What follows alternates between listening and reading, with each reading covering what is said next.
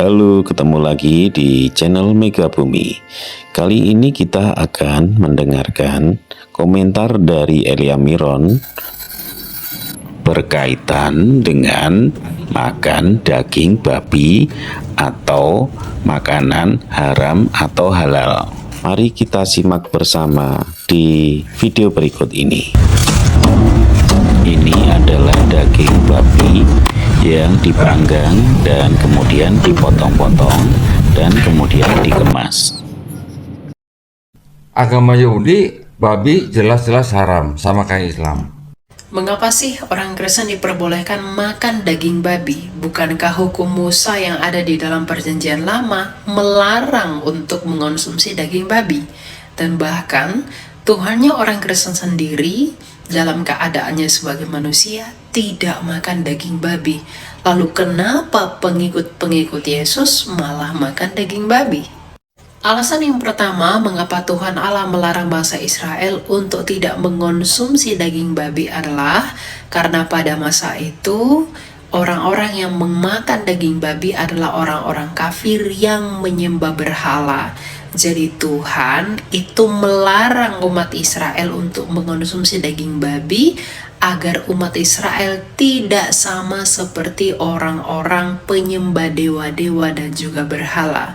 Hal ini Anda dapat lihat dalam Yesaya 66 ayat 17. Dan tidak hanya tentang makan babi, Tuhan sendiri melarang orang Israel untuk tidak memasak anak kambing di dalam air susu induknya dalam Ulangan 14 ayat 21. Mengapa Tuhan melarang itu? Karena pada masa itu orang-orang penyembah pagan melakukan tindakan tersebut untuk menyuburkan tanaman. Jadi Tuhan melarang tindakan itu agar tidak menjadi sama dengan penyembah-penyembah berhala.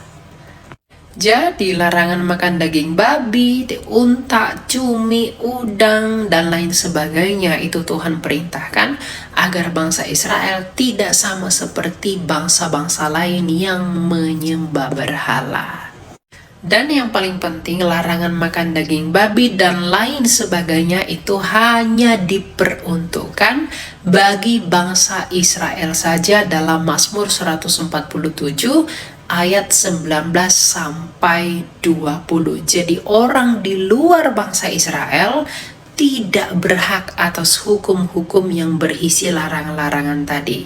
Itulah alasan mengapa hukum Taurat hanya diperuntukkan bagi bangsa Israel.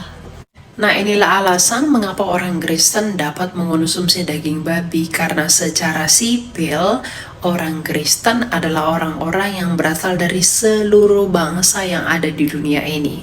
Sedangkan hukuman mengenai larangan-larangan tadi hanya diperuntukkan yang secara sipil bagi bangsa Israel saja.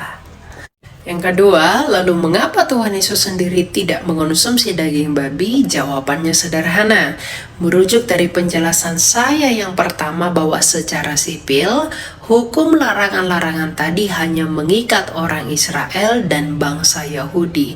Sedangkan Tuhan Yesus sendiri merupakan seorang Israel dan seorang bangsa Yahudi dari keturunan Yehuda, dari keturunan Daud. Maka secara sipil, hukum larangan-larangan tadi itu mengikat Yesus Kristus dalam keadaannya sebagai manusia, yang artinya Tuhan Yesus harus tunduk kepada hukum-hukum itu.